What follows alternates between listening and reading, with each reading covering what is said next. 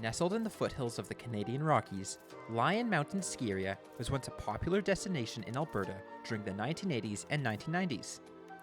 The ski area was the dream of businessman Robert Lyon, who sold the securities of his well-established automobile business and delved into the unknown. This video will tell the story of Robert Lyon and the mountain he created from the ground up.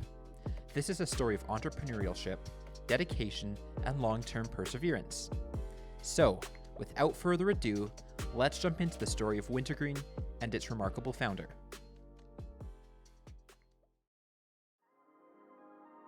Robert Lyon started in the automobile business in Saskatoon back in the 1950s.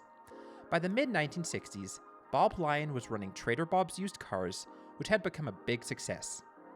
He eventually sold that business and moved on to Estevan, Saskatchewan, where he formed and operated Lyon Chevy Olds, which rapidly became a very successful General Motors dealership. While in Saskatchewan, he took skiing holidays wherever he could. During visits to the US, Europe, and Alberta, the idea of developing and operating his own family ski area was slowly forming.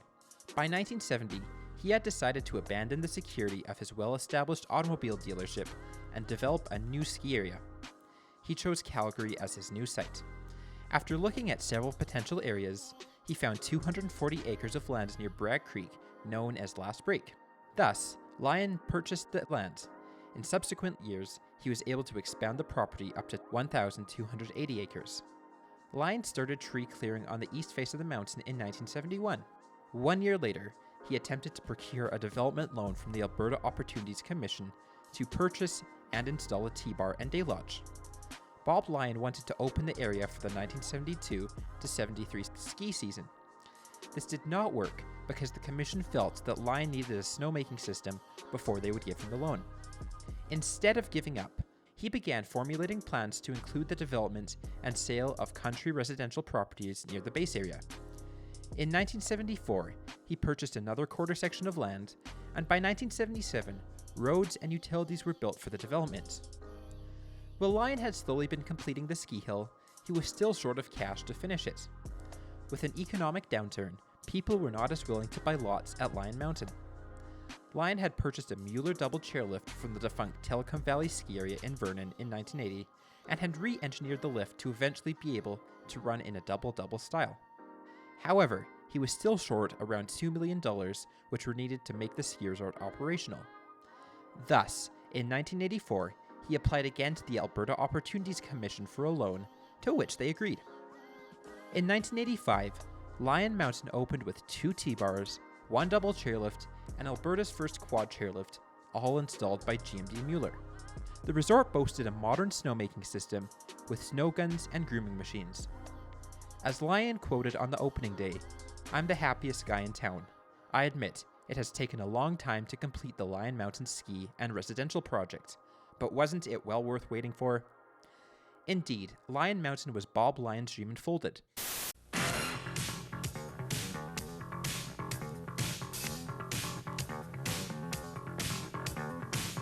Night skiing, the ultimate ski experience at Lyon Mountain.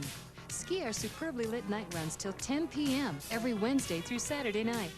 Après ski, cozy up to the heart at our full facility lodge and party with friends till midnight. Nightlife at its peak. Night skiing this week at Lyon Mountain. Lyon's entire goal with the ski resort was to keep it affordable. As he quoted, "I'm a family man, and I was critical of hills that don't cater to the family. I wanted something where a family could come and not get gouged." Unfortunately, 1985 was the end of Bob Lyon's ownership of his mountain. In July of 1986, Lyon Mountain was placed into receivership. Bob Lyon had reportedly missed 2 payments to the Alberta Opportunities Commission, which cost $76,000 each. Despite his best plans, the ski hill lost money during the first year of operation due to an unusually warm winter, which made it impossible to blow snow. The ski area was operated by a court-appointed receiver for 2 years until a new group of local Bragg Creek investors purchased the assets and renamed the ski hill to Wintergreen in 1988. According to the investors, the name Wintergreen reflected the fresh, clean country atmosphere of the facility. Wintergreen didn't last long in the hands of the 4 investors, as in 1989, the ski hill was sold to the Albertan ski giant Charlie Locke. Locke also owned Lake Louise and Fortress. His ski hill empire slowly grew to expand Nikiska, Fernie, Kimberley, Mont St. Anne, and Stoneham. His new company was called Resorts of the Canadian Rockies. In 1996, a serious accident occurred on the Lyon Mountain Deer Run T-Bar that injured 8 people. The lift was installed in 1985 and serviced beginner terrain. According to the mountain, one of the cables jumped off a pulley, tumbling down the hill onto skiers, trapping them briefly.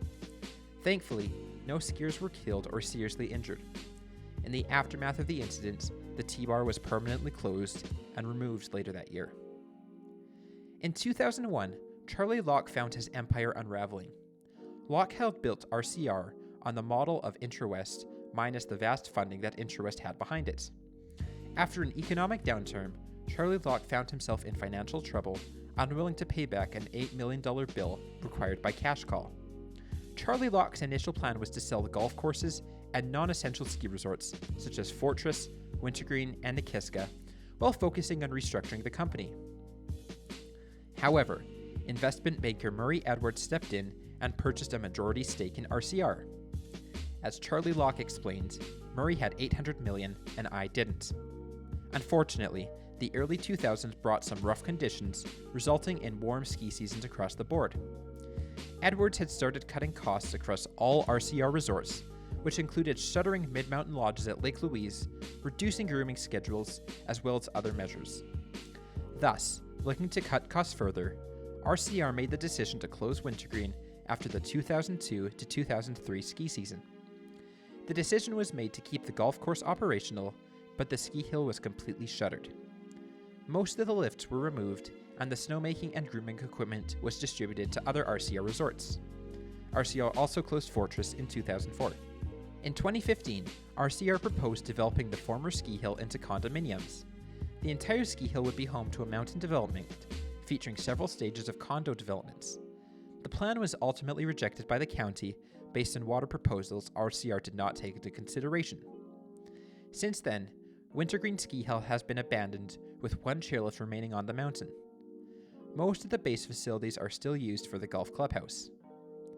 Despite a sizable interest in the reopening of the ski hill, it will most likely never be reopened to the public.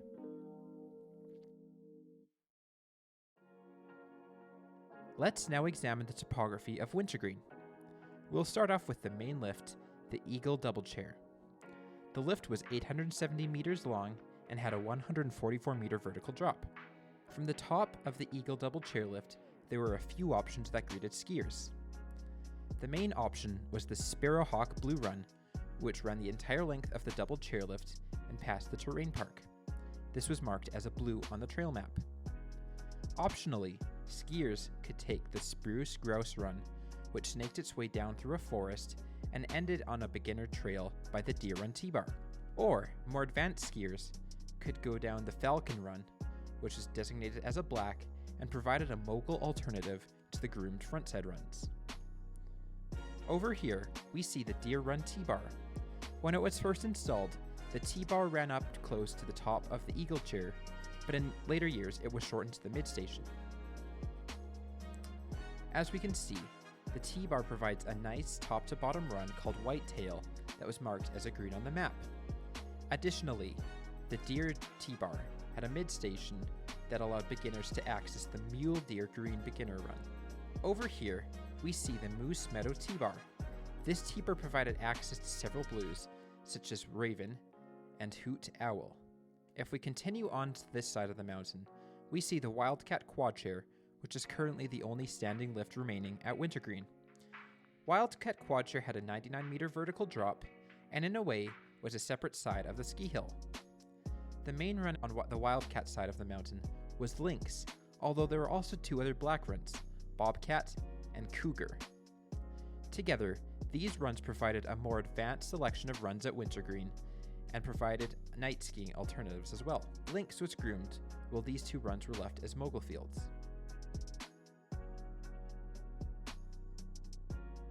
While Wintergreen is no longer around, its legacy continues to live on. Robert Lyon accomplished a big goal, demonstrating a remarkable entrepreneurial spirit, developing a ski resort from absolutely nothing. At a time when skiing was still a relatively new and emerging sport in the province, Lyon forged ahead, seeing a potential for a ski area in the Albertan foothills. His determination, hard work, and drive were critical to the development of the ski resort and are critical of any modern business venture. Thanks for watching this video. If you liked it, be sure to like and subscribe to my channel. And until next time, this is Skier72.